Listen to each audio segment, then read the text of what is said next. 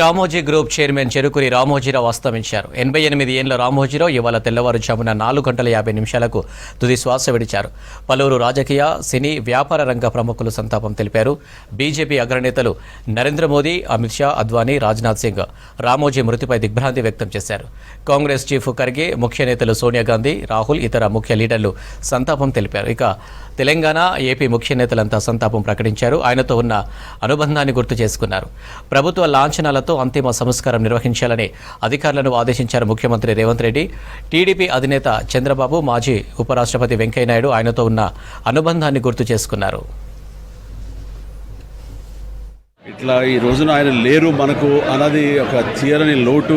ఇది ఆయనకి, ఆయన కుటుంబానికే కాదు, యావత్ తెలుగు జాతికే ఒక పెద్దని కోల్పోయారు, గొప్ప వ్యక్తిని కోల్పోయారు, ఒక మహాశక్తిని కోల్పోయాం మనందరం. మరణం అని నేను అనుకోవట్లేదండి. ఆయనది నిర్యాణం. ఒక్క మనిషి అన్ని రంగాల్లో అన్ని ఇన్స్టిట్యూషన్స్ ఎస్టాబ్లిష్ చేసి, అంటే ఏదో ఒక ఇన్స్టిట్యూషన్ ఎస్టాబ్లిష్ చేయడం కాదు, దాంట్లో ఉన్న విధి విధానాలు కానీ పని విధానాలు కానీ కొత్త ఇన్నోవేషన్స్ తీసుకొచ్చి ఏ రంగంలో అడుగుపెట్టినా దాన్ని శిఖరాలకు తీసుకెళ్ళింది ఒక్క వ్యక్తి అండి. ఎంతోమందికి మార్గదర్శకంగా నిలిచారు, ఎంతోమందికి ఉపాధి కల్పించారు. అలాంటి వ్యక్తికి the way we can pay tribute to him is by conferring Bharat Ratna. ఆయనకి డెఫినెట్గా ఇవ్వాలి. శ్రీవారి ప్రేమలేఖతో ఆయనతో నా అనుబంధం ప్రారంభమైంది. 40 ఏళ్ల సుదీర్ఘ ప్రయాణం, ఎన్నో మధుర స్మృతులు. 4 స్తంభాలను భావించేవాడిని. అమ్మ కృష్ణ గారు, పెంజాల్ గారు, శ్రీ రామోజీరావు గారు. నాకు ఎనర్జీ కావాలన్నప్పుడు ఆయన దగ్గరికి వెళ్ళి ఆ చేతులు కలిపి ఆయనతో 10 నిమిషాలు కూర్చుంటే నా జన్మ తరించిపోయినట్టు అనిపించేది. ఈరోజు ఆయన వెళ్ళిపోవడం అనేది పర్సనల్గా నాకు ఎంత పేరుందో, ఒక భారతీయుడిగా, ఓ భారతీయ బిడ్డగా, తెలుగు బిడ్డగా కొన్ని కోట్ల మందికి తీర్చలేని నష్టం ఇది. ఒక మహానుభావుడిని ఈ రోజున మేము మిస్ అయిపోయాము. ఎంత గొప్ప వ్యక్తి అని అంటే ఆయన స్టూడియో కట్టేటప్పుడు కూడా మమ్మల్ని పిలిచి మేము ఏమైనా చెప్తే అవన్నీ తీసుకుని, అంటే ఎంత హృదయం లేకపోతే అలాంటి పనులన్నీ చేస్తారు ఆయన. అలాంటి వ్యక్తి ఆయన. అలాంటి మహానుభావుడు ఇవాళ మాకు దూరం అయిపోయారు. ఆ వ్యక్తితో మాకు అనేకమైనటువంటి అనుబంధాలు ఉన్నాయి. ఇటు మయూరి ఫిలిమ్స్ కానీ, లేదా ఇటు బాపిరెడ్డి గారు కానీ, వీళ్ళందరితోటి కూడా మాకు ఎంతో సాన్నిహిత్యం కలగడానికి కారణం ఆయనే. ఎన్నో సినిమాలు, మాయలోడు, యమలీల ఒకటి కాదు, ఇలాంటి ఎన్నో సినిమాలు మేము వాళ్ళ ద్వారానే రిలీజ్ చేశాము. అలాంటి అనుబంధం ఉన్నటువంటి మాకు ఇవాళ ఆ మహానుభావుడు మాకు మిస్ అయిపోయాడు. అలాంటి మహానుభావుడిని మళ్ళీ తిరిగి ఇంతట్లో చూడగలుగుతామని నేను అనుకోవట్లేదు. సినిమా ఎలా తీయాలి అనే దాని మీద కూడా ఆయన పెద్ద స్టార్స్ దగ్గరికి వెళ్ళకుండా చిన్న స్టార్స్తో చిన్న సినిమాలుగా చిన్న బడ్జెట్లో తీసి పెద్ద హిట్స్ చేసిన వ్యక్తి రామోజీరావు గారు. అనేక సందర్భాల్లో వారితో కలిసి కూర్చోవటం, వారితో మాట్లాడటం, ఆయన వచ్చినప్పుడల్లా కూడా చాలా ప్రేమగా, ఆప్యాయంగా ఎన్నో కబుర్లు చెప్పేవారు ఆయన. అలాంటి మహా వ్యక్తి అవటం వాళ్ళ తీరని లోటు.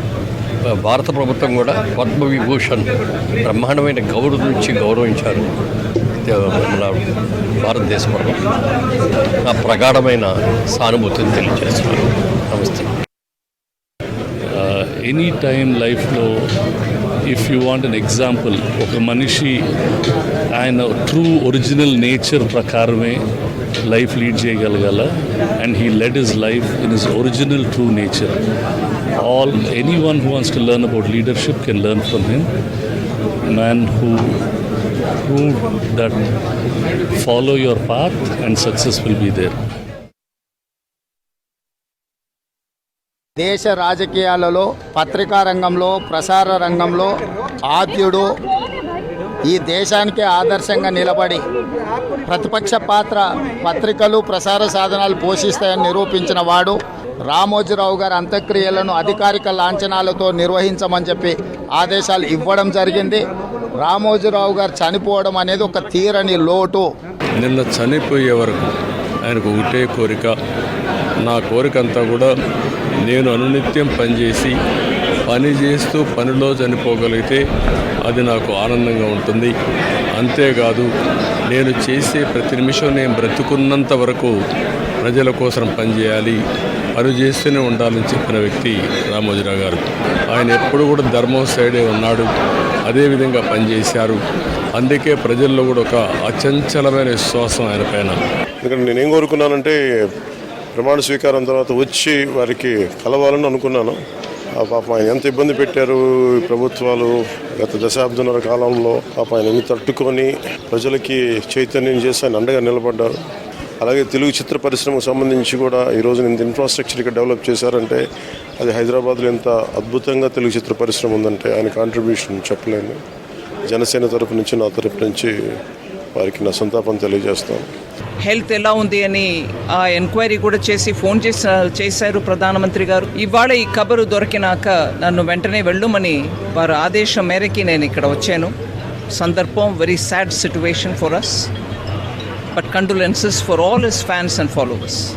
శ్రీ రామోజీరావు గారు ఒక వ్యక్తి కాదు, ఒక శక్తివంతమైన వ్యవస్థ. ఆయన జీవితంలో స్వయం కృషితో కష్టపడి అనేక రకాలైన రంగాల్లో విజయం సాధించి పైకి వెళ్ళిపోయాడు. ఒక ధ్రువతారగా ఎల్లకాలం వెలుగుతూ ఉంటాడు.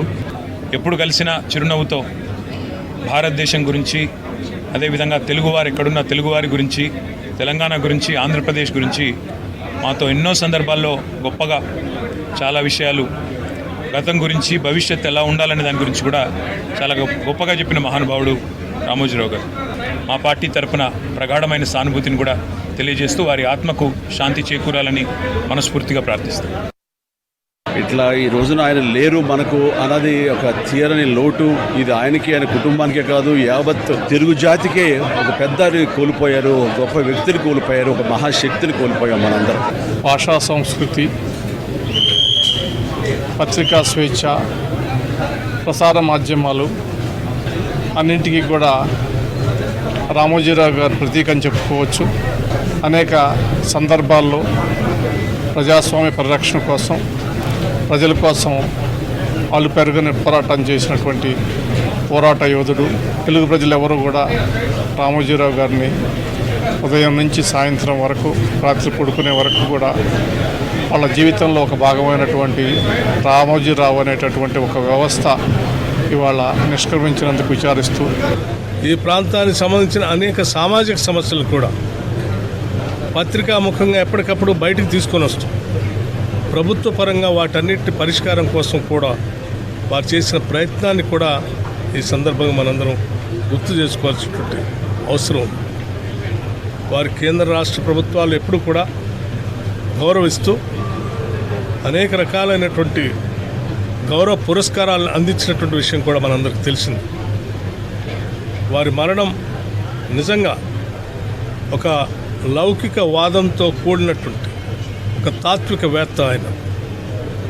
అటువంటి తాత్వికవేత్త హైదరాబాద్ నగరంలో ఒక అద్భుతమైనటువంటి ప్రపంచం తలమానికగా ఉన్నటువంటి రామోజీ ఫిలిం సిటీ లాంటి దాన్ని కూడా నిర్మించి తెలంగాణకి ఒక ఔన్నత్యాన్ని, ఒక గొప్పతనాన్ని కూడా తీసుకొచ్చిన సంగతి కూడా మనం మర్చిపోకూడదు.